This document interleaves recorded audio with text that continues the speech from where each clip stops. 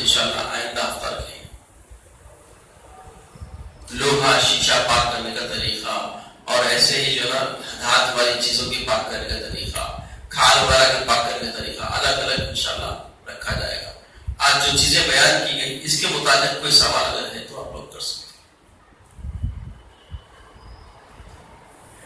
درس سمجھ میں تو آئے آج کی چیزیں، کیونکہ یہ سب اس لیے بتائی گئی چیزیں.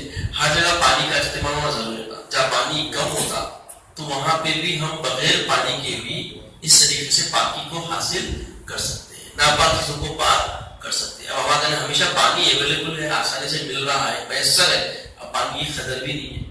محلوں میں جو پانی آ رہے ہیں، ہر فرد مسلمان کا کام ہے کہ وہ آپس میں پیار اور محبت سے اس سے لوگوں کو آگاہ کرے. غصے سے بولیں گے تو کچھ سنتا نہیں، سننا نہیں کہ ان کا خود ڈرنا پڑتا، فساد کا ذریعہ بن جاتا. پیار محبت سے جتنا اخلاق سے ہم لوگوں کو مائل کر سکتے، مائل کرنا. اکثر دیکھا جا رہا ہے کہ ہماری بستیوں میں بہت ساری بستیاں ایسی ہیں جہاں جس دن نل کھلتا اس دن گھر کے آخر میں دیواریں چبودرے ہوتے، اتنی جو نا اسراف پانی کی کرتے. اور بہت بڑی سخت پوچھ ہے پانی کی.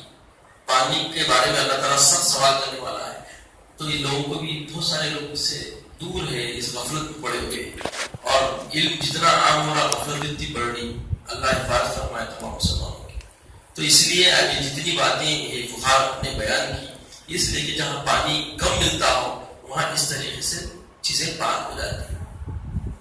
اور کوئی سوال کرنا ہے تو کر سکتے.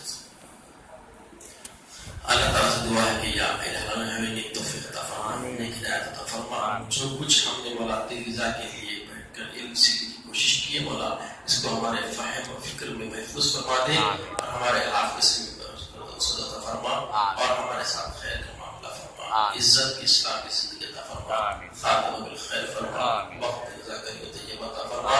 اپنے حبیب پاک صلی اللہ علیہ وسلم کا دیدار عطا فرما. سبحان اللہ و بحمدہ، سبحان اللہ العظیم.